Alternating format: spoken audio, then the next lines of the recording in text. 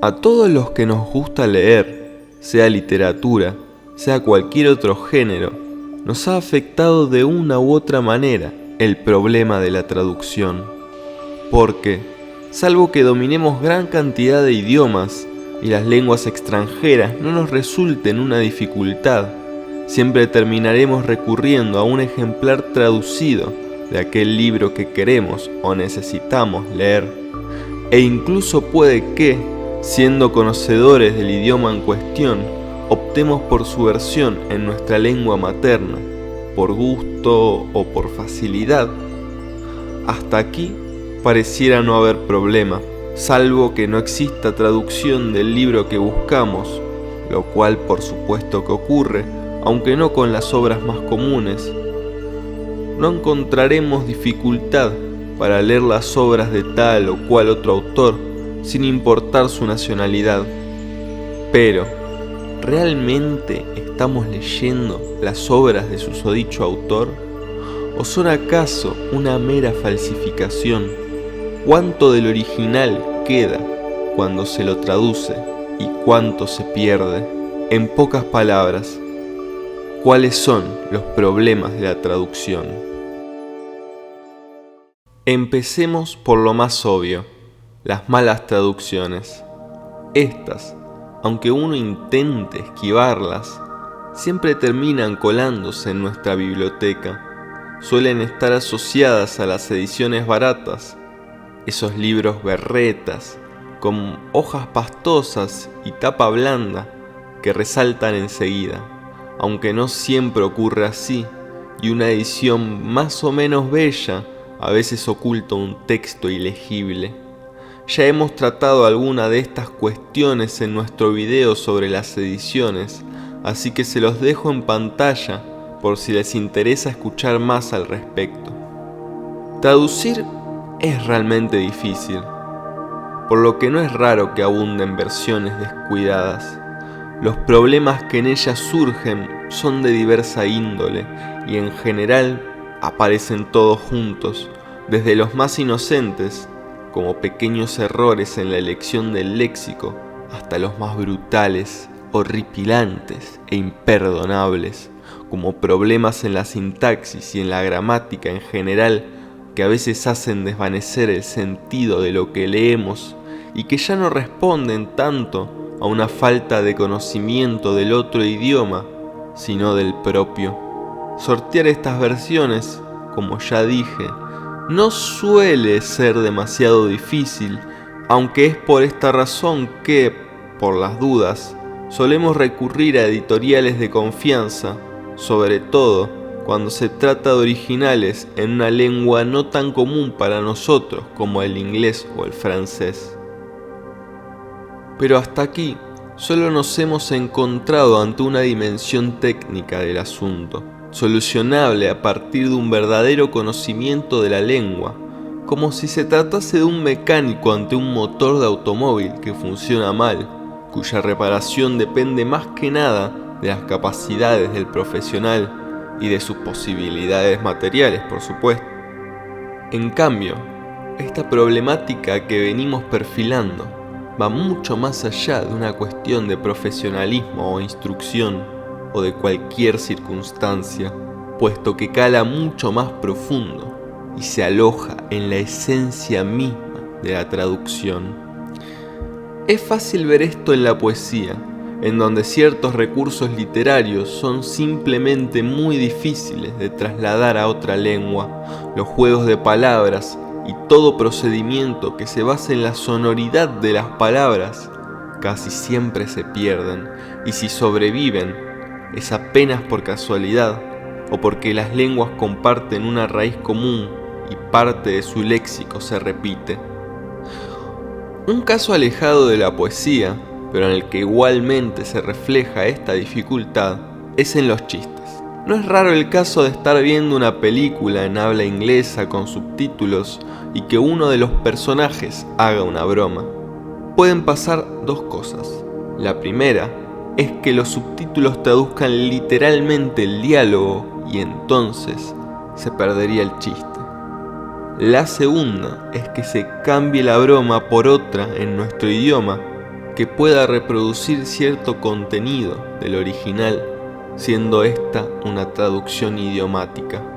En cualquiera de los dos casos, ocurre una cierta infidelidad con el original, puesto que ninguna logra reproducir tal cual el sentido que el autor plasmó, y es decisión del traductor cuál de estos dos caminos elegirá.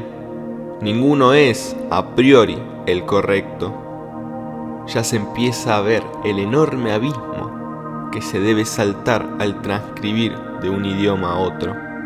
Y hay otra cuestión de por medio, que ya no proviene de la parte sonora de las palabras, de su significante, sino del sentido propio de estas, el significado. Aunque parezca que las lenguas tienen una traducción para cada palabra, como pareciera testimoniar el diccionario, esto es una mentira. Por ejemplo, pensemos en el término corteza. En español, alude tanto a la corteza terrestre como a la corteza del árbol. Ahora bien, en inglés, esto no ocurre así. Por el contrario, debemos usar distintos términos para referirnos a estas dos ideas. Por un lado, bark para el árbol, por el otro, crust para la tierra. Entonces, el traductor angloparlante ha de tener esto en cuenta para traducir correctamente en cada caso. Pero el problema no termina allí, porque aunque esto sea suficiente para los textos más lineales, no lo es para la literatura, en la que uno de los recursos más comunes es la polisemia, la cual, como estamos viendo, varía de una lengua a otra. En una misma palabra, en corteza, se encierran ideas diferentes. En el mismo término, se guarda la noción de la superficie de la tierra y de la cobertura de los árboles, también de la costra del pan y de la sustancia gris del cerebro. En inglés, 3 de estos 4 conceptos se mencionan a través de distintas palabras: bark, crust y cortex. Por ende, esta polisemia muere. Llegamos al punto crucial del video y a la pregunta que lo encabeza: ¿es el traductor un traidor? Muchos no tienen miedo ni vergüenza en afirmar que sí, que lo único aceptable en la literatura es leer los originales, pues allí se hallan las verdaderas intenciones del autor, y que las traducciones, de recurrir a ellas, siempre serán de menor calidad que el original. ¿Esto es cierto? Sí y no. Primero, es cierto, como venimos viendo, que no es posible calcar el texto de un autor con todas sus pequeñas cuestiones en otra lengua. Pero que el traductor sea un traidor, no es para nada correcto y mucho menos justo, sobre todo si nosotros sabemos que no estamos leyendo el original, sino una reversión. Lo que hace el buen traductor, más que traducir el texto, es reescribirlo. Se convierte, de alguna forma, en otra mano creadora y pasa a posicionarse casi a la par del autor. Por supuesto, le exigimos un mínimo de fidelidad, que no haga cualquier cosa. Pero no es posible una verdadera transcripción, puesto que en toda traducción media una lectura propia. Esto es una traición, no si consideramos que la propuesta del autor es tan solo otra lectura posible de muchas otras. Entonces, cada traducción será una lectura distinta del mismo original, por lo cual es interesante, cuando es posible, informarse de las distintas propuestas que haya en el mercado editorial. Esto ocurre principalmente con las obras clásicas, que han sido traducidas más veces y además es en ellas más importante, porque suelen estar escritas en idiomas más alejados por el tiempo y el espacio.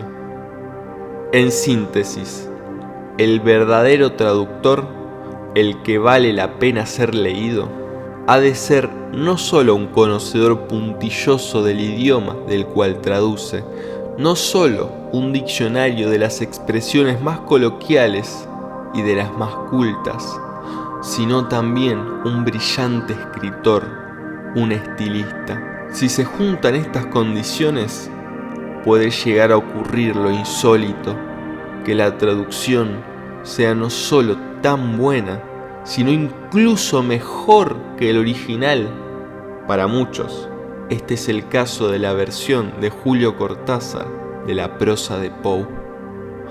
Para los más puntillosos lectores, siempre estarán los originales, si aprenden el idioma, o si no, las ediciones críticas, cuyas mejores versiones están repletas de notas del traductor, donde deja constancia de aquellas cosas que quedaron del otro lado de la traducción. Pero, aunque éstas puedan resultar muy útiles para acercarnos a la versión del autor, yo personalmente prefiero entregarme al texto sin mayores pretensiones. Prefiero el acontecimiento sin mediaciones, siendo consciente de que no me hallo frente a la tragedia de Romeo y Julieta, sino ante otra cosa que puede ser también valiosa. Si tienen que guardarse unas palabras, que sean estas: el arte acaso sea, en gran parte, apropiación.